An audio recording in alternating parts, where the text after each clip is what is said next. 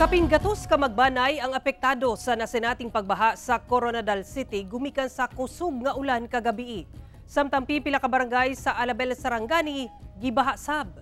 Ang detalye sa report ni Efren Mamak. Lalong na din.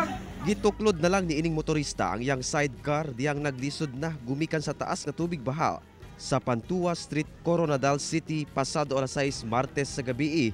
Gumikan sa kusog nga ulan. Gani ang ubang sakyanan naglisod sab og labang sa maong kadalanan.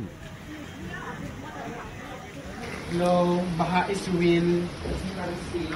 Nasudlan sab og tubig baha kini usa ka boarding house sa barangay GPS. Gani iyahay og hipos sa mga gamit lakip lima sa tubig baha ang mga boarder. Gilayong nagpaygayon og rescue operation ang PDRRMO South Cotabato lakip clearing operation sa mga drainage ug suba sa syudad. Sa inisyal nga tala sa PDRRMO South Cotabato, anasa 137 ka magbanay gikan sa barangay San Isidro ang apektado sa maong pagbaha. Sa maong ihap, dunay 5 ka magbanay ang ipabakwit. Kagabi meron tayong ipinadala sa evacuation center natin sa Barangay Morales. And I think umabot ito sa 5 pamilya at immediately nakapag-provide naman tayo ng relief assistance, no, hygiene kit and food pack. Nagpaygayon sab og rescue operation ang Alabel MDRRMO sa mga apektadong residente sa kadalanan sa Barangay Ladol sa Alabel, Sarangani. Gumikan sab sa nasinating pagbaha. Palisuray sab sa paglabang ang mga motorista sa National Highway sa Barangay Kawas.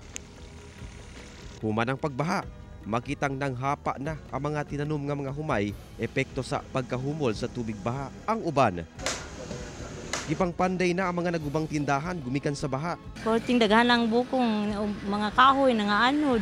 Pasulod niya gawas. Lapok. Padayon ang assessment sa MDRRMO Alabel sa ihap sa mga naapektuhan sa baha. As of damage, napat magkandak pa ta karon og damage assessment para mabalidate gyud kung adun na bagyo yung mga damage sa mga panimalay. Sumala sa pag-asa ang maong pagbaha epekto sa localized thunderstorms. Kauban si Gary Balantay ug Bong Vicencio, Efren Mamak. 1 Mindanao.